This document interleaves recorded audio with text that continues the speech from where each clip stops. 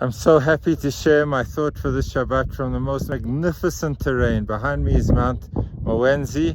If I turn around, you'll see down through the plains that go all the way down to Mashu, which go for kilometers and forever. And if you look on the other side, we see the mountain that we're going to be climbing, which is the mountain of Kilimanjaro. And these few days have given me so much time to think about life and to think about the important things. And one of the thoughts that I want to share is that it's not about the distance, it's about the altitude. We never think about altitude. When we get into our cars, we don't think, is it up, is it down? Because it won't take more time to go up or down when we're sitting in our cars. But when we feel the terrain, when we're engaging the terrain, and when we actually have to walk it, distance makes very little difference. We don't ask the question, how far is it? The question is, what's the elevation?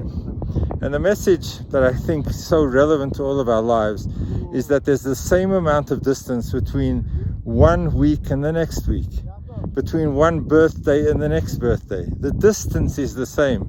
It's not just good enough to go the distance.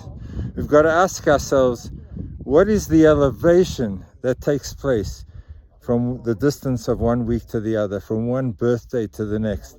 Have we grown? Have we developed? Are we higher? Have we lifted ourselves and people around us? Have we developed? Is there qualitatively new growth that is taking place by virtue of the distance that one is covering?